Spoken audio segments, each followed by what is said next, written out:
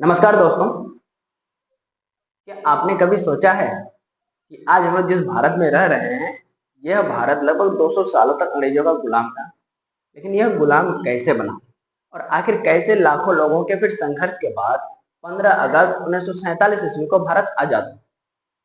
तो आज मैं आप लोगों को भारत की गुलामी से लेकर के आजादी तक की पूरी कहानी को बहुत ही आसान भाषा में बताने वाला हूं। आप लोग लास्ट तक वीडियो में बने रहिए और अगर वीडियो पसंद आए तो वीडियो को लाइक भी कर दीजिएगा। अगर पसंद आए तो वीडियो को शेयर भी कर दीजिए अपने दोस्तों तक, ताकि आपका दोस्त भी जान ले कि भारत में ये कहानी कहाँ से शुरू हुई और कैसे शुरू। तो कहानी की जो शुरुआत होती है साल 1600 ईस्वी में, इंग्लैंड की एक ईस्ट इंडिया कंपनी की स्थापना होती है और वो फिर भारत आते हैं। उनका मकसद सिर्फ और सिर्फ व्यापार करना था। वे मसाले, कपड़ा, रेशम और दूसरी चीजें खरीदते थे और अपने देश में ले जाकर के वो बेचते थे। लेकिन धीरे धीरे उन्होंने महसूस किया कि भारत बहुत अमीर देश है और उस समय भारत में कई छोटे छोटे राजा थे जो आपस में लड़ाइयां करते रहते थे और लड़ाई हमेशा होती रहती थी। अंग्रेजों ने इसे ही अपना जो है फायदा उठाया और इसे कमजोरी समझा कि भारत में ये बहुत बड़ी कमजोरी है कि सभी राजा आपस में लड़ते रहते। युद्ध शुरू होता है प्लासी का युद्ध। प्लासी का युद्ध 1757 ईस्वी को हुआ। साल 1757 ईस्वी में बंगाल का नवाब सिराजुद्दौला और अंग्रेज के बीच प्लासी का युद्ध। अंग्रेजों के खिलाफ ये पहला युद्ध था, प्लासी का युद्ध। और अंग्रेजों ने धोखा और रिश्वत का सहारा लिया। नवाब का एक सेनापति था जिसका नाम है मीर जाफर, और मीर जाफर ने युद्ध के दौरान साथ छोड़ दिया सिराजुद्दौला। यहीं से भारत में अंग्रेजों की असली सत्ता की शुरुआत हुई। धीरे धीरे पूरे भारत पर वो कब्जा कर लिया। इसके बाद अंग्रेजों ने एक एक करके कई राज्यों पर कब्जा करना शुरू कर दिया, यही धोखाधड़ी और रिश्वत के सहारे। उन्होंने नई नीतियां बनाई, किसानों पर बहुत ज्यादा टैक्स लगा दिए, भारतीय उद्योगों को कमजोर किया और अपने देश इंग्लैंड को अमीर बनाता है दीमक की तरह। क्योंकि दीमक क्या होता है कि खून को चूसने की कोशिश करता है, जिस लकड़ी में रहता है उस लकड़ी को खोखला कर देता है। उसी तरह से वो जहां पे रहेगा वहां पे खोखला कर अपने देश को फायदा। भारत के लोगों की गरीबी बढ़ती थी। अंग्रेजों के खिलाफ सबसे पहली क्रांति शुरू होती है 1857 ईस्वी में। ये बहुत बड़ी क्रांति थी। इसकी शुरुआत सैनिक मंगल पांडे ने की थी। कारतूस में गाय और सुअर की चर्बी होने की खबर से सैनिकों में गुस्सा फैल।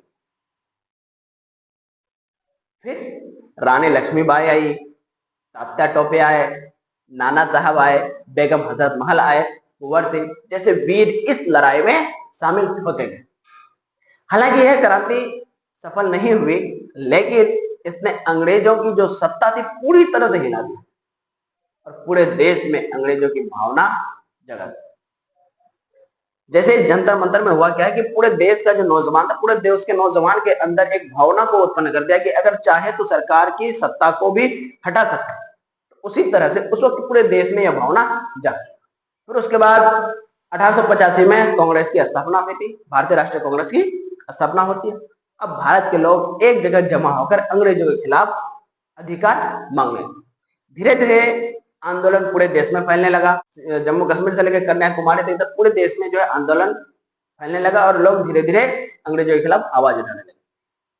साल 1915 ईस्वी में महात्मा गांधी दक्षिण अफ्रीका से फिर भारत लौटते हैं। भारत वापस आए। उन्होंने लोगों को सिखाया कि बिना हिंसा के भी लड़ाई जीती जा सकती है। लोगों को यह संदेश पहुंचाए कि अगर हम चाहें, हमारे अंदर आजादी का जुनून है और जज्बा है, तो हम बिना हिंसा के भी इस लड़ाई को जीत सकते। उनका सबसे बड़ा हथियार था सत्य और अहिंसा। सत्य और अहिंसा महात्मा गांधी का ही सबसे बड़ा हथियार। वो हमेशा ये नारा दिया करते थे, सत्य और अहिंसा। साल 1920 ईस्वी में गांधी जी ने असहयोग आंदोलन शुरू किया। लोगों ने क्या किया कि सरकारी नौकरी छोड़ी, विदेशी कपड़ों का बहिष्कार किया और अंग्रेजी शासन का विरोध शुरू कर दिया।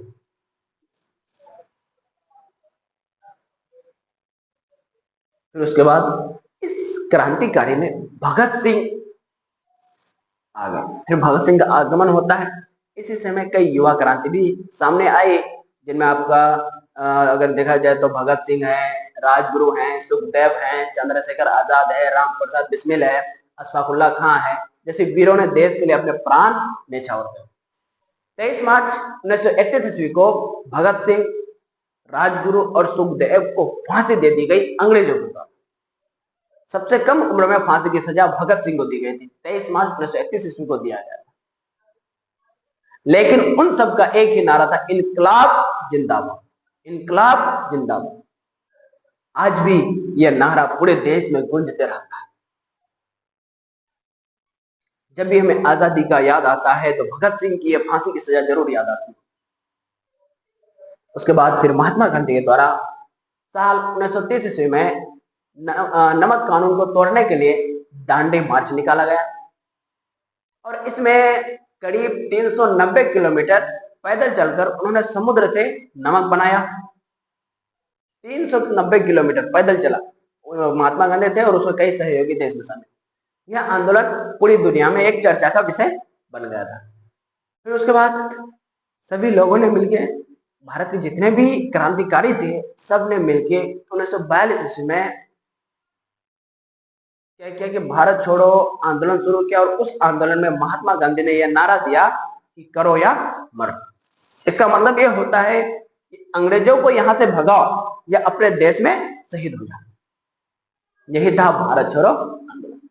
पूरा देश अंग्रेजों के खिलाफ खड़ा हो गया क्योंकि हर किसी के लहू में बस यही जुनून था कि हमें आजादी चाहिए, चाहे छोटा बच्चा हो या जवान हो या बूढ़ा, हर किसी के जवान पे हमेशा बस यही चलता था कि हमें अब आजादी चाहिए। दूसरी ओर नेताजी सुभाष चंद्र बोस ने आजाद हिंद फौज बनाई। सुभाष चंद्र बोस के नेतृत्व में एक फौज तैयार हुआ जिसका नाम था आजाद हिंद फौज। उन्होंने ये नारा दिया, तुम मुझे खून दो मैं तुम्हें आजादी दूंगा, तुम मुझे खून दो मैं तुम्हें आजादी दूंगा। उनकी सेना ने अंग्रेजों के खिलाफ बहादुरी से लड़ाई लड़ी। आखिर फिर जब वक्त आया 1947 का तो अंग्रेज भारत को छोड़ के क्यों चले गए? द्वितीय विश्व युद्ध जो है 1939 से 1945 तक चलता रहा था। द्वितीय विश्व युद्ध के बाद इंग्लैंड आर्थिक रूप से कमजोर हो चुका था। भारत में लगातार आंदोलन चल रहे थे, लाखों लोग जेल जा चुके थे। देश भर में अंग्रेजों के खिलाफ गुस्सा बढ़ता जा रहा था। अब अंग्रेज समझ चुके थे कि भारत पर ज्यादा समय तक शासन करना अब संभव नहीं था, क्योंकि अंग्रेज को धीरे धीरे समझ में आ चुका था कि भारत अब जाग चुका है, भारत के अंदर एक लहू आ चुका है कि हमें अब आजादी चाहिए। तो अंग्रेज समझ चुके थे कि अब यहाँ जो है शासन करना संभव नहीं हो। आखिरकार 15 अगस्त 1947 को भारत कंप्लीट रूप से आजाद हो गया, लेकिन आजादी के साथ ही भारत का विभाजन हो गया। वो यह बहुत बड़ी दुख की बात है।